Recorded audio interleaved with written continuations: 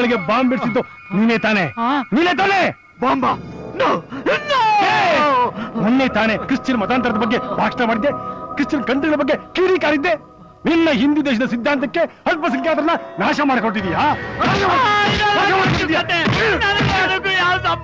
ಸಂಬಂಧ ಇಲ್ವಾ?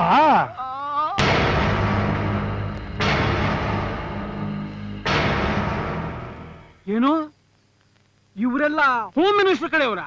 ಹೌದು ಸರ್, ಇವರು ಹೋಮ್ ಮಿನಿಸ್ಟರ್ ಪ್ರಮಾಣ ವಚನ ಸಮಾರಂಭದಲ್ಲಿ ಜೊತೆಗಿದ್ರು.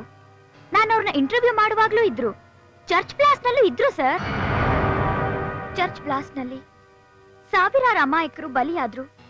ಮಕ್ಕಳನ್ನ ಕಳ್ಕೊಂಡ ತಂದೆ ತಾಯಂದಿರ್ ಚೀರಾಟ, ತಂದೆ ತಾಯಿರ್ನ ಕಳ್ಕೊಂಡ ಮಕ್ಕಳ ಕಣ್ಣೀರು, ಛಿದ್ರವಾದ ಸಾವಿರಾರು ಹೆಣಗಳ ನಡುವೆ ತಮ್ಮ ಸಂಬಂಧಿಕರ ಹೆಣ ಹುಡ್ಕೋ ದೃಶ್ಯ ನೋಡ್ತಿದ್ರೆ ಎಂಥವ್ರಿಗೂ ಕರ್ಲ್ ಕಿತ್ ಬರ್ತಿತ್ತು ಸರ್. ಆದ್ರೆ ರಾಜ್ಯದ ಗೃಹ ಮಂತ್ರಿನೇ ಇದ್ರ ಹಿಂದೆ ಇರೋದ್ರಿಂದ ನಾನ್ ಏನೇ ಹೋರಾಟ ಮಾಡಿದ್ರು ಅವ್ರ ಅಧಿಕಾರ ಬಲದಿಂದ ಅದನ್ನ ಮುಚ್ಚ ಹಾಕ್ತಾರೆ.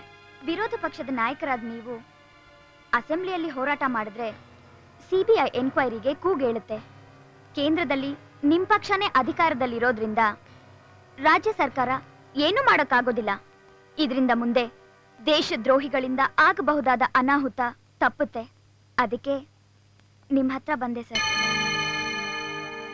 ದೇಶದ ಹಿತಕ್ಕೋಸ್ಕರ ಇದರ ನೆಗೆಟಿವ್ಸ್ನ ನೀವ್ ಯಾವಾಗ ಕೇಳಿದ್ರು ನಾನ್ ಕೊಡಕ್ ತಯಾರಿದ್ದೀನಿ ಸರ್.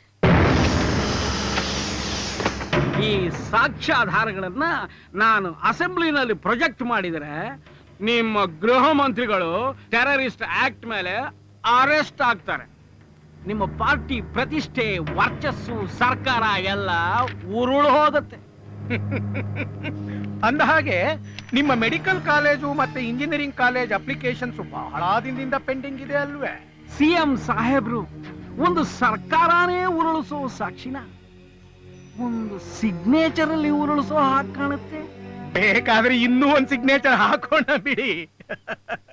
ಅಂದ ಹಾಗೆ ನಿಮ್ಮ ಕಾನ್ಸ್ಟಿಟ್ಯೂನ್ಸಿ ಡೆವಲಪ್ಮೆಂಟ್ಗೋಸ್ಕರ 50 ಕೋಟಿ ರೂಪಾಯಿ ಪ್ರಾಜೆಕ್ಟ್ ಕಾಂಟ್ರಾಕ್ಟ್ ಇದೆಯಲ್ಲ, ಅದನ್ನು ನಿಮ್ಮ ಮಗನಿಗೆ ಕೊಡೋಣ ಬಿಡಿ.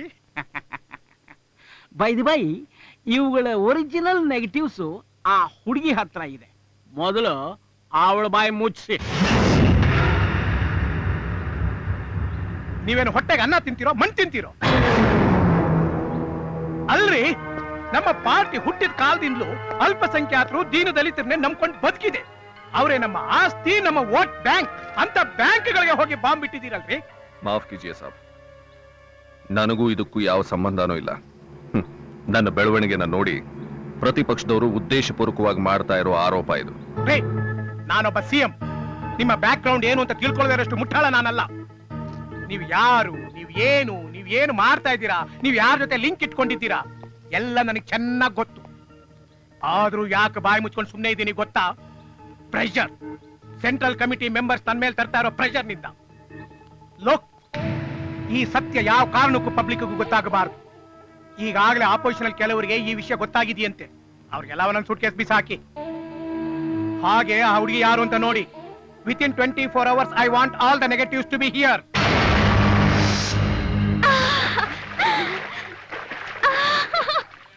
ಈಜಿದ್ ಸಾಕು, ಬೇಗ ಬಾಮ್ಮ, ಪೂಜೆಗೆ ಟೈಮ್ ಆಯ್ತು. ಸರಿ, ಧರ್ಮಸ್ಥಳಕ್ ಬಂದ್ರೆ ಮೂಗ್ದಾರ ಹಾಕೊಂಡ್ ನಿನ್ ಮಂಜುನಾಥ ಕೊಡಿಸ್ತಾನೆ ಅಂದೆ. ಎಲ್ಲಿ ನಿನ್ನ ಅಳಿಯಂದ್ರು? ಕಾಣಿಸ್ತಾನೆ ಇಲ್ಲ.